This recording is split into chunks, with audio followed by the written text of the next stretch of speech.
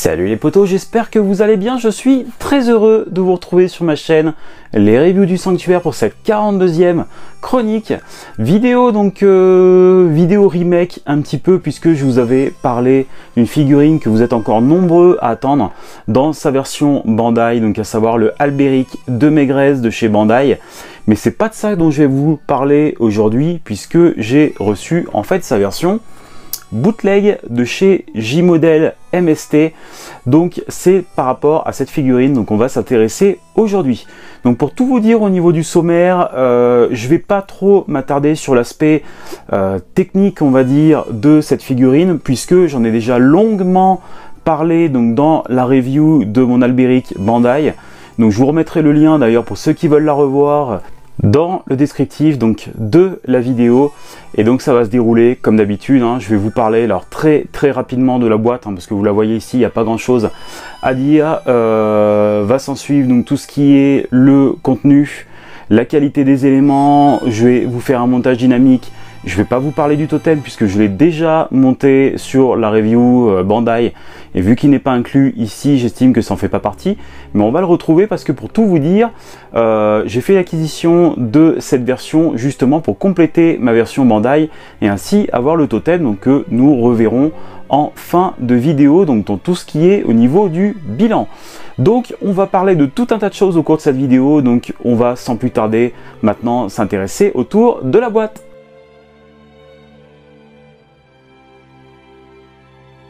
Eh bien écoutez les amis, concernant la boîte de cette figurine, donc on retrouve comme à l'accoutumée avec J-Model MST une vulgaire boîte en carton bien moche. Ce qui change finalement, c'est que ici nous avons donc pour la première fois des autocollants donc qui ont été appliqués dessus avec des adresses donc qui ont été mises donc en plus donc un logo donc norme CE, donc ça fait bien rigoler, donc à 15 ans en plus, Made in China, et on retrouve donc une adresse avec donc tout ce qui est caution, donc attention, donc pour nous dire qu'il y a des petites pièces à l'intérieur évidemment, et on retrouve également un autre autocollant avec une adresse en Allemagne. Donc je sais pas s'ils ont été obligés de mettre ça donc par rapport à... il y a peut-être eu des obligations qui ont été faites par rapport à la douane, mais toujours est-il que c'est appliqué. Pour le reste, il n'y a aucune comparaison à faire avec une boîte de chez Bandai, et c'est quelque chose qui reste bien évidemment juste d'utilité de pouvoir ranger les diverses pièces que vous n'avez pas utilisées donc à l'intérieur, mais sinon ça va largement à la poubelle. Et donc concernant le contenu de notre figurine, une fois que vous avez ouvert votre boîte en carton, vous vous retrouvez donc avec un seul blister, donc un blister qui va contenir la grande majorité donc des pièces que vous avez, des pièces d'armure donc qui sont fournies à l'intérieur. Pour le reste, on va avoir donc des sachets, donc vous allez avoir un sachet avec toutes les diverses chevelures, donc chevelure pour le casque et chevelure classique, donc on reviendra dessus évidemment comme d'habitude au cours de la vidéo. Un deuxième sachet donc qui vous est proposé donc avec tous les visages. On peut voir qu'on en a 1, 2, 3, 4, 5 visages, donc comme on a eu exactement avec la version de chez Bandai, pas de différence.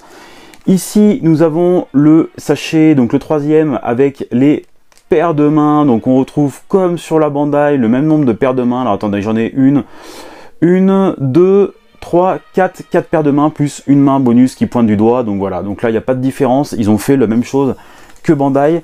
Et donc un dernier sachet avec la flamme, donc elle a l'air bien moche au premier abord quand je la regarde comme ça a l'air d'être quelque chose.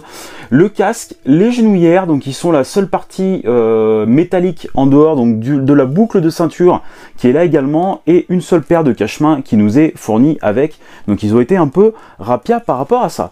Après en vrac, on retrouve donc la petite épée d'Albéric qui est ici, on ne sait pas pourquoi elle est toute seule, mais bon elle y est, et on retrouve donc également donc le corps de la figurine, et on va en parler donc directement par la suite. Donc on n'a pas de totem évidemment, je le répète encore une fois, donc pour moi c'est un contenu qui est moyen puisque on n'a pas la totalité des pièces du contenu qu'on aurait pu avoir. Pour le reste, il y a quand même pas mal de visages de mains, ils n'ont pas été trop radins à part les cache-mains, mais voilà, ça reste un détail. Et ben écoutez, on va s'intéresser maintenant à la rigidité du corps de notre figurine.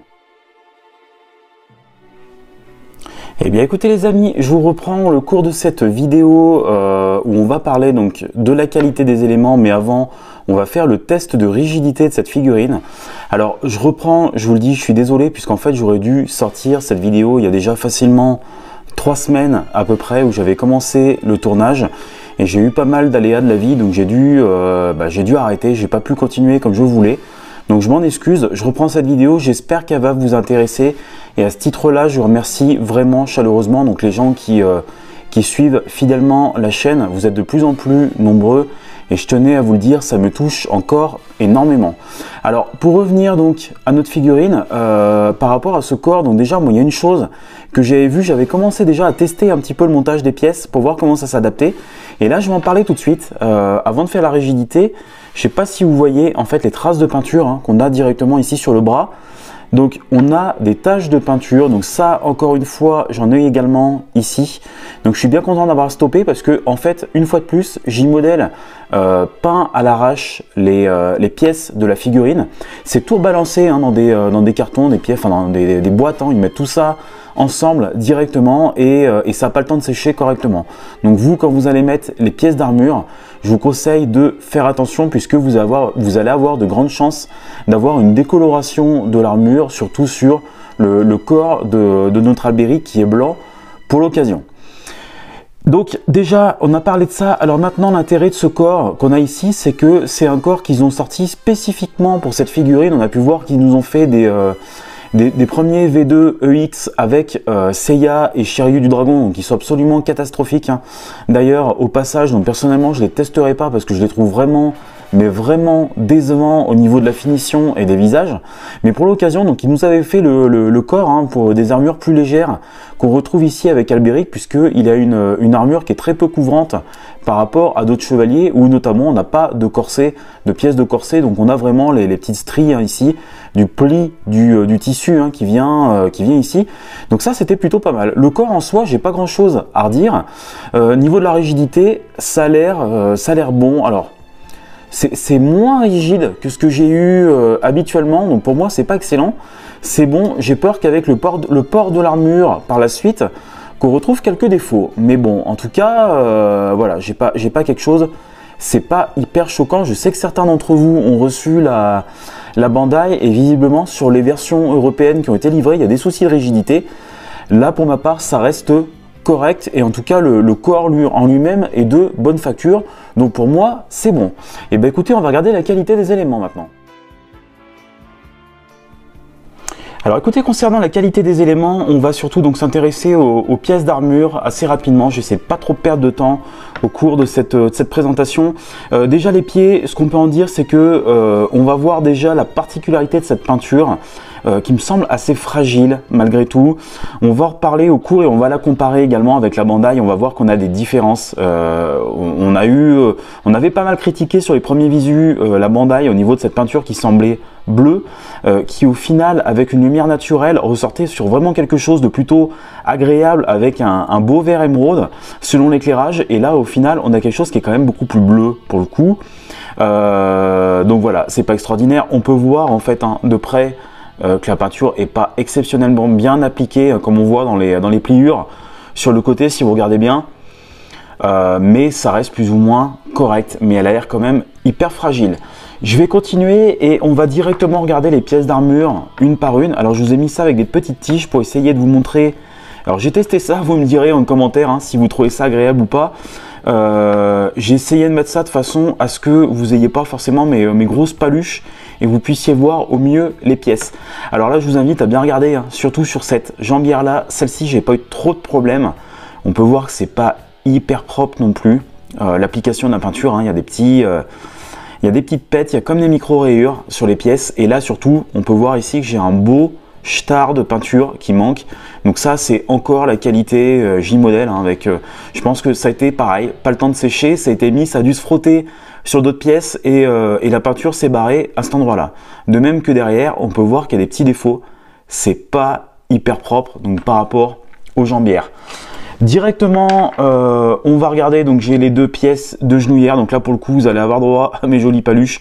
Donc là on a bien les pièces qui sont en métal hein, comme les jambières, pas de souci. Là pas grand chose, peu de peinture à l'intérieur, pas grand chose à dire. Les cuissardes, les fameuses cuissardes qui font débat, on va voir qu'on a déjà on retrouvera le même défaut que sur la Bandai hein, par rapport à la hauteur de montage des cuissardes. Là je vous invite à regarder, vous voyez, ça bulle, donc là encore une fois Ça bulle aussi ici, il y a des micro-bulles. Alors évidemment, je vous montre ça en gros plan. Vous verrez que c'est pas non plus hyper visible une fois en vitrine. Hein. C'est pas, mais bon, je suis là pour essayer. J'essaie toujours de vous expliquer, vous montrer au mieux vraiment les défauts que je constate sur mon exemplaire.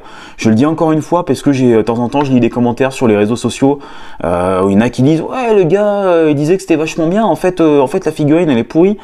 Attention, nous on juge toujours, en tout cas pour ce qui est de ma part personnellement, par rapport au modèle que je reçois. Donc peut-être que vous aurez pire, peut-être que vous aurez mieux. Mais voilà, bon, en tout cas, par rapport à ces cuissardes, c'est pas génialissime. Alors la ceinture qui est plutôt pas mal en soi. On peut voir, je sais pas si vous voyez, à l'angle ici, on a une petite bulle, encore une fois. Et la peinture, c'est pas folichon non plus. Hein. C'est pas folichon du tout l'arrière de la ceinture. Donc là, on voit hein, le système d'ouverture. Donc il manque de la peinture à cet endroit-là. C'est du bootleg. Hein. Donc là, voilà, encore une fois, on en reviendra sur les grandes lignes, hein, au niveau du bilan. Mais c'est du bootleg. Donc la ceinture, elle est pas si mal que ça. Sinon, elle est pas si mal finie que ça. J'ai monté directement donc la partie du buste hein, avec les épaules. Contrairement à ce que j'avais pu lire, quelqu'un qui disait que les épaules se mettaient mal en face. Moi, vous pouvez constater ici que j'ai aucun problème d'alignement au niveau de l'épaule. On retrouve bien en fait le système de pliage de chez Bandai, et je trouve que l'avantage, alors chez J-Model personnellement, c'est au niveau des attaches. J'ai jamais eu de problème d'attache, hein, elles se mettent bien.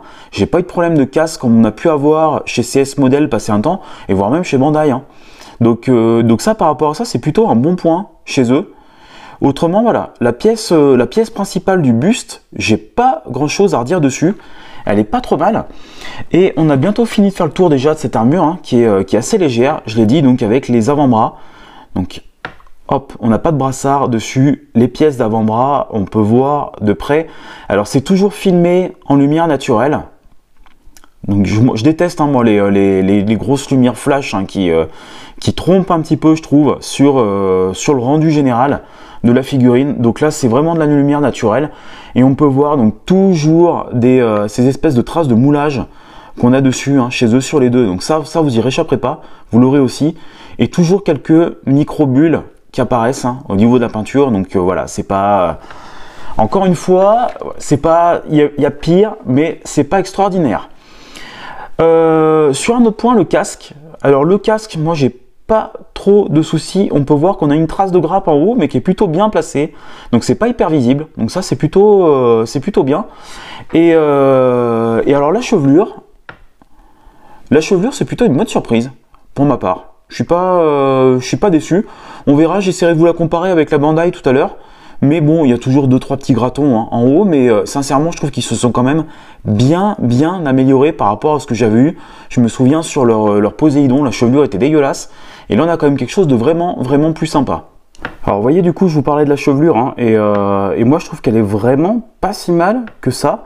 Alors évidemment, bien, il y a toujours quelques petits gratons hein, qui viennent ternir un petit peu le tableau, mais honnêtement, ils ont quand même fait bien pire en termes de finition. Hop, je vais essayer d'avoir un cadrage. Donc on retrouve par contre hein, toujours les mêmes défauts que j'avais cités sur la Bandai, puisque on est vraiment sur une pure copie de la version Bandai. Donc j'aurais aimé moi une mèche arrière qui soit amovible, qu'on n'a pas eu. Mais autrement voilà, c'est plutôt correct. Et on peut remarquer notamment donc le visage. Alors les visages, je vais vous les mettre en encart. Hein. Donc on en a 5 comme la version Bandai. Donc par rapport à ça, sincèrement, ils n'ont pas été radins, donc ils ont mis la même chose. Par contre, je sais pas si on s'en rend compte, mais quand on regarde en fait par rapport à celui de chez Bandai, et ben je sais pas ce qu'ils ont foutu pour la teinte, mais alors il est blanc comme un cul quoi. Je peux pas le dire autrement. Il est blanc. Il est vraiment blanc, il est malade, je sais pas ce qu'il a eu. Donc voilà, ça c'est un peu bizarre au niveau de la teinte. Hein. On a quelque chose qui est plus foncé, plus réaliste par rapport à l'animé bien évidemment chez Bandai. C'est dommage parce que au niveau de tout ce qui est des pupilles, du dessin des pupilles, des sourcils ou du reste, je trouve qu'ils sont plutôt pas mal. Ils sont plutôt pas mal débrouillés, donc ils ont quand même fait des gros efforts. Hein. J-Model par rapport à ça, passé un temps, c'était vraiment une catastrophe et un principal défaut. Pour le restant des visages, donc je vous le mets dans un encart hein, en haut à droite, pour que vous puissiez voir le reste des visages qui sont proposés, mais c'était pas si mal. Autre pièce que je voulais vous montrer, donc on avait la fameuse petite épée qui est fournie avec. Alors l'épée, bon, j'ai pas grand chose à redire, hein. Elle est pas mal, elle est plutôt sympa. On a également la petite flamme hein, qui est fournie avec, donc ça c'est le petit bonus que nous avions avec la bandaille. Il est bien fourni ici. Par contre la flamme, bah, c'est pas aussi joli, c'est pas aussi bien fait. Je vous mets celle de bandaille à côté. Alors déjà celle de bandaille, personnellement je trouvais que celle de la classique était plus jolie. Par rapport à cette version iX, mais là vous voyez c'est beaucoup plus terne, on retrouve pas en fait le côté translucide de la flamme qu'on a ici à gauche chez Bandai. Là c'est beaucoup plus terne, c'est beaucoup plus voilà, on a une couleur, c'est moins joli, c'est moins rougeoyant, on a moins l'effet flamme qu'on retrouve que sur Bandai. Donc ça c'est encore un élément qui est pas franchement terrible. Et autrement, pour finir, je vais vous parler donc des paires de mains. Alors, je vais pas m'embêter à vous les sortir, hein, toutes ces mains. On a ici, si je me trompe pas, 4 paires de mains comme sur la Bandai, plus une main bonus hein, qui pointe. Alors, vu de près, vous voyez, ça reste de la main, J-model en fait. Donc, on peut voir ici, j'ai une petite tache. Donc, selon la figurine que vous allez avoir, bah, vous aurez des défauts, hein, faut vous y attendre. Et honnêtement, au niveau des mains, J-model, c'est jamais top. On n'aura pas l'aspect des mains Bandai. On a vraiment l'impression de voir des ongles sur les mains Bandai. Là, ça ressemble plus à des saucisses knacky hein, que vous avez. Donc voilà, il faut vraiment vous mettre en tête que quand vous achetez cette version bootleg, il faut pas être trop regardant sur la finition des mains. La Bandai, on va quand même avoir quelque chose en termes de finition, de couleur. On a vraiment des petits effets de relief. C'est assez succinct, mais c'est quand même hyper bien fait sur la Bandai qu'on n'aura pas ici. Donc voilà, j'ai fait un peu le tour hein, de la qualité des éléments. Pour moi, ça reste moyen entre une peinture qui est hyper fragile avec des défauts. Je pense que pas mal de monde risque d'en avoir.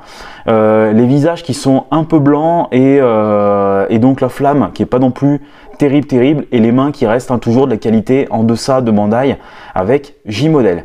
Et ben écoutez, maintenant on va faire le montage dynamique de la figurine. Alors il n'y aura pas le totem, puisque le totem, je vous explique, il n'est pas inclus, donc pour moi il n'y a pas lieu de le faire. Par contre, en revanche, ce qui va se passer, c'est que je vais vous le mettre, parce que j'ai acheté cette figurine pour monter le totem, et au final vous aurez donc l'armure montée sur le totem avec le personnage habillé en plain clothes. Donc ça sera la petite surprise de fin de vidéo que je vous réserve, donc on va voir ça tout de suite. Et bien évidemment, je vais vous parler du rendu, du montage, un petit peu du reste dans la suite de cette vidéo. Allez, on continue.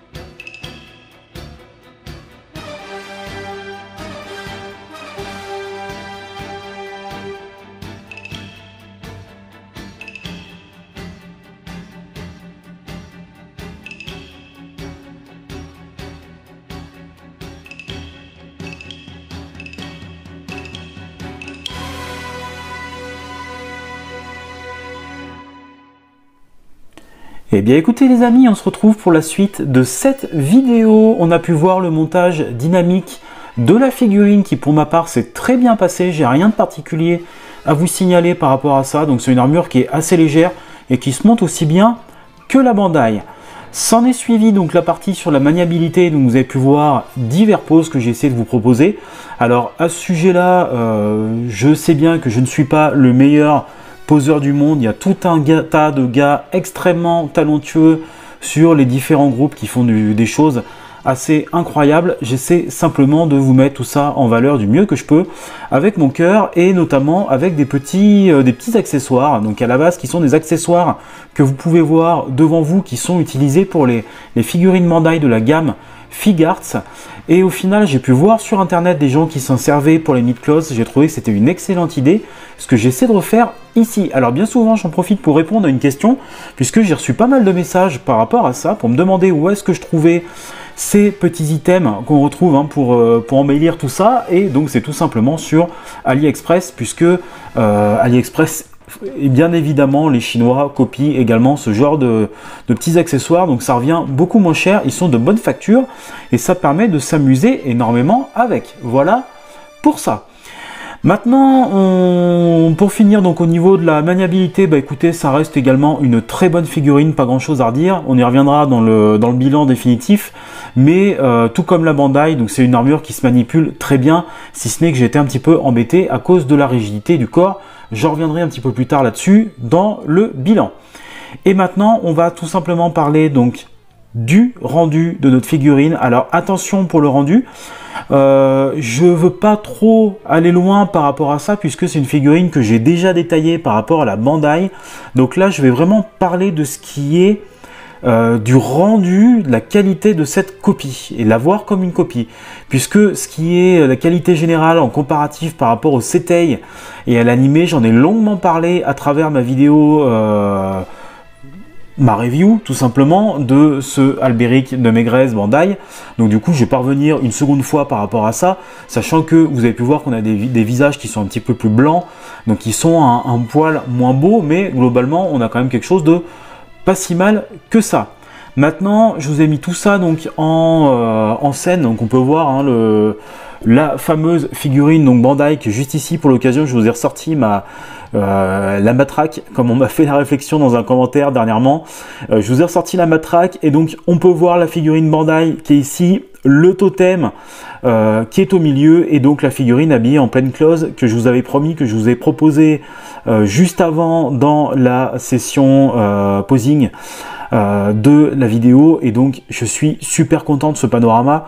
Quand je vois ça, sincèrement, ça me fait vraiment du baume au cœur, puisque c'est quelque chose que déjà quand ils ont sorti les premiers clichés, c'est vraiment quelque chose que j'avais en tête. Et là de le voir devant moi, c'est une figurine que j'adore. Asgard, j'adore comme beaucoup d'entre vous, donc c'est vraiment un moment particulier. Je kiffe énormément. Voilà, mais on va redescendre un petit peu sur terre donc pour revenir à ce fameux rendu et pour pointer un petit peu les défauts qu'on a par rapport à cette figurine. Je vous en ai parlé juste avant déjà, donc on a quand même des mains qui sont de moins bonne facture que sur la Bandai qui sont ici. Les visages, j'en ai parlé également, qui sont quand même moins beaux, plus blancs, ils sont bien faits, mais ils sont très blancs malheureusement, donc on a quand même quelque chose qui est moins joli au rendu grain de peau qu'on peut avoir sur cette figurine Bandai. Et du coup, surtout, le principal bémol, c'est la peinture, puisque on a une belle lumière naturelle. Aujourd'hui, j'en ai profité pour vous le mettre en avant. Alors, c'est pas si critique que ça, mais malgré tout, on a quand même quelque chose de moins bon en rendu couleur que ce qu'on avait sur la Bandai. On a une couleur qui est quand même beaucoup plus bleue. Je sais pas si vous vous rendez compte. Alors, on se rend compte un petit peu avec cette lumière naturelle. On a un beau vert émeraude sur les épaules, que ici, à ce niveau-là, on se rend compte qu'on a un bleu qui est beaucoup plus foncé, c'est quand même plus bleu. Alors c'est quelque chose qu'on avait longuement critiqué sur les premiers visuels de la Bandai et malheureusement c'est quelque chose qui est un petit peu plus confirmé sur cette version alternative, même si finalement MST c'est quand même bien débrouillé, je trouve. Enfin, la peinture est... Bon, ils ont pas réussi à trouver l'équivalent de la Bandai au niveau de la colorisation, mais c'est pas si mal que ça, c'est pas si mal rendu. Voilà, donc ce que j'ai envie de vous dire niveau rendu, finalement, c'est qu'on a quand même quelque chose qui est correct, qui est pas si mal. c'est bien pour ma part. Bien évidemment, le rendu sur le totem, c'est ce que j'attendais. Je le trouve bien mieux que sur le personnage. Là où il va mieux valoir, évidemment, prendre la Bandai pour avoir quelque chose de bien mieux fini niveau qualité peinture, niveau de la couleur et bien évidemment des visages, la finition des visages, des cheveleux, etc. Mais autrement, c'est quand même pas si mal que ça. Ils se sont pas trop mal sortis. Voilà. Donc pour ma part, ça reste plutôt bon. Et puis bah écoutez, on va directement terminer cette vidéo par le bilan. Eh bien écoutez les amis, on va continuer cette vidéo avec le bilan de cette figurine. Je vais essayer de faire un petit peu vite parce qu'au final je suis déjà en train de dépasser ce que je pensais au niveau durée de la vidéo. Donc je vais essayer de me dépêcher pour pas la faire durer plus longtemps. Et on va tout de suite s'intéresser à la boîte. La boîte pour ma part c'est du carton, c'est quelque chose de médiocre. Pour ce qui est du contenu, eh bien écoutez le contenu j'avais trouvé que c'était quelque chose d'assez correct. J'avais donné cette note là puisque il manque le totem au final par rapport à la Bandai. Pour le reste c'était assez complet, mais bien évidemment on a quand même moins de contenu en totalité. Par contre la rigidité pour moi c'était moyen. Je trouve que la figurine, alors je suis assez étonné parce que habituellement J-Model on a plutôt quelque chose de très bon par rapport à la rigidité, même trop bon parfois. Et là c'est pas le cas, donc j'ai vraiment une figurine, je sais pas si c'est dû au nouveau corps, mais beaucoup de souplesse, notamment au niveau des jambes, qui a pu m'embêter un petit peu pendant la session posing, pardon. Et maintenant on va directement parler donc la qualité des éléments. Donc la qualité des éléments, j'avais noté donc la peinture qui était fragile avec quelques bulles, vous aviez pu le voir. J'ai quelques traces de moulure sur les pièces.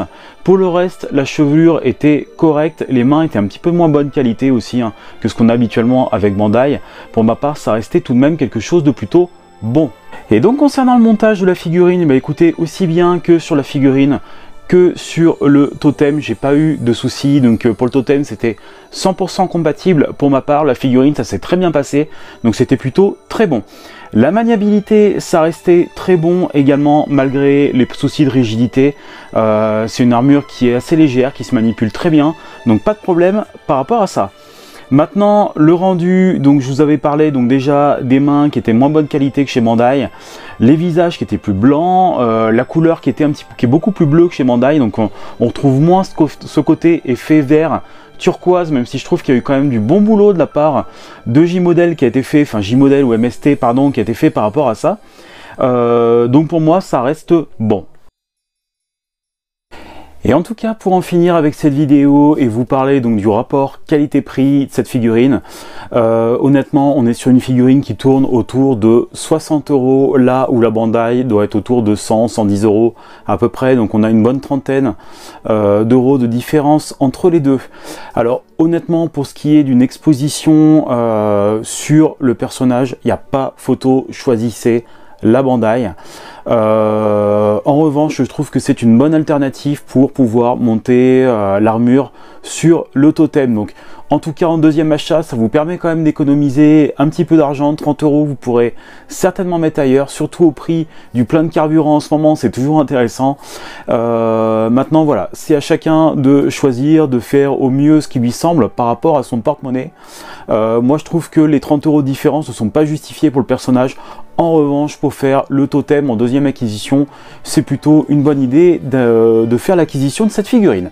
Et bien écoutez, j'en ai terminé maintenant avec cette vidéo review de cet Albéric MST J-Model.